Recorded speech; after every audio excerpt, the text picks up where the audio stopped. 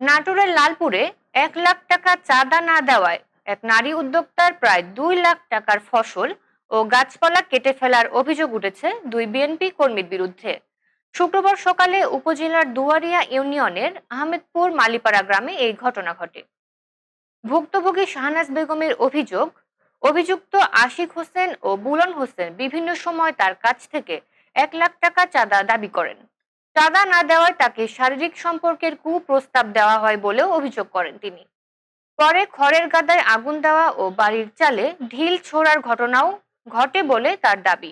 শাহনাজের অভিযোগ, শুক্রবার সকালে তার জমিতে ঢুকে প্রায় 10টি আম গাছ, 2টি মেহগুনি, 200টি জ্বালানি গাছ সহ সিম, মরিচ ও কলা গাছ কেটে ফেলা হয়েছে। এতে প্রায় 2 লাখ টাকার ক্ষতি হয়েছে। তবে অভিযোগ অস্বীকার করেছেন আশিক হোসেন। তার দাবি, এটি সম্পূর্ণ মিথ্যা এবং প্রতিপক্ষ তাদের ফাঁসানোর চেষ্টা করছে। এই ঘটনায় লালপুর থানায় লিখিত অভিযোগ দিয়েছেন শাহনাজ বেগম। ওসি শফিকুল ইসলাম জানান, অভিযোগটি তদন্ত করে প্রয়োজনীয় আইনগত ব্যবস্থা নেওয়া হবে।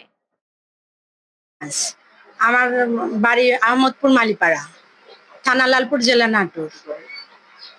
আমি একটা ছোট্ট একটা উদ্যোক্তা। আমার একটা বাড়িতে আমার হলো চাঁদা দাবিতে হলো বিএনপির কিছু নেতা কর্মীরা, আশিক, বুলন, এরা এসে আমার কাছে চাঁদা দাবি করে। আমি না দেওয়াতে আমার কুপ্রস্তাব দেয়। কুপ্রস্তাব আমি রাজি না হয় আমার বাড়িতে আগুন দিচ্ছে, আমার গাছ সব কাটতেছে। আজকে 1 বছর ধরে আমাকে হয়রানি করতেছে। আপনি যে কথাগুলো আমাকে বললেন, অভিযোগের কথা, এই অভিযোগটি সম্পূর্ণ মিথ্যা এবং ভিত্তিহীন। আর এই মহিলাটির সঙ্গে আমার পূর্ব কোনো শত্রুতাও নেই, কোনো কিছুই নেই। আর আজকে যে অভিযোগ নিয়ে আসছে, এটা সম্পূর্ণ একটি ষড়যন্ত্র এবং মিথ্যা।